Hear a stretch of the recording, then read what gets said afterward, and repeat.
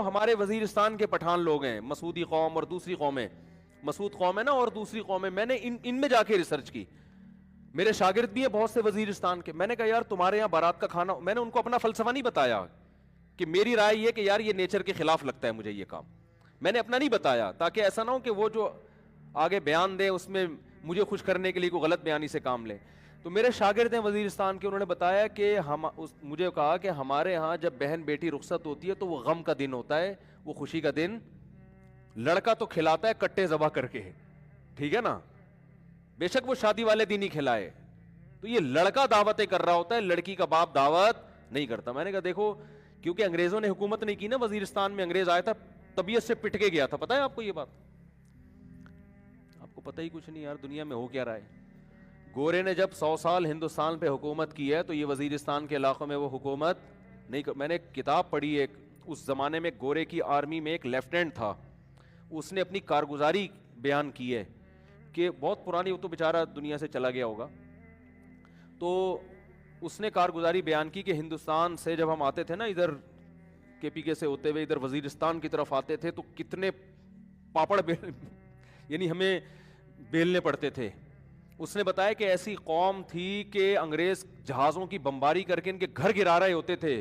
پھر بھی تسلیم نہیں ہوتی تھی، یہ پہاڑوں پہ عورتیں بچے اپنے گھروں کو تباہ ہوتے ہوئے دیکھتے تھے مگر ہتھیار نہیں ڈالتے تھے۔ یہ اس کے الفاظ ہیں لیفٹیننٹ کے جو میں نے خود پڑھے ہیں،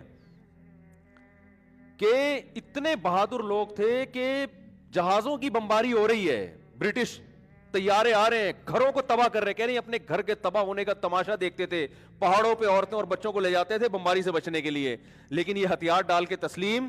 نہیں ہوتے تھے۔ تو کیا مسئلہ ہے کہ یہ قوم برٹش کے اور انگریزوں کے ماتحت نہیں رہی، لہذا ان میں ابھی بھی جو کلچر ہے نا وہ اسلام کے زیادہ قریب ہے۔ آپ کو یہ جہیز کی لعنتیں، بارات وارات کے کھانے، یہ آپ کو ان لوگوں میں ملیں گے جو ہندوؤں کے ساتھ رہے یا گوروں نے حکومت کر کے کلچر ہی کی ایسی کی تیسی کر دی، ان کی نا کلچر کی واٹ لگا دی، تو آپ کو ان علاقوں میں ابھی بھی نہیں ملے گا۔ تو وہاں وہ نہیں، نہ جہیز ہے وہاں پہ اور نہ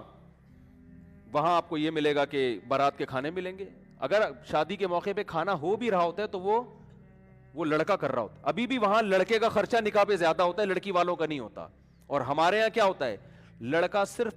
25,000 ٹوٹل، بہت بڑا مہر آج کل جو مارکیٹ میں چل رہا ہے، وہ کیا چل رہا ہے 25,000 مہر۔ میں تو نکاح پڑھاتا رہتا ہوں نا صبح شام، 25,000 مہر اس کے ہوگا جس کی 25 لاکھ تنخواہ ہوگی، سکہ رائج الوقت بھی لکھا ہوا ہوتا ہے آگے سے،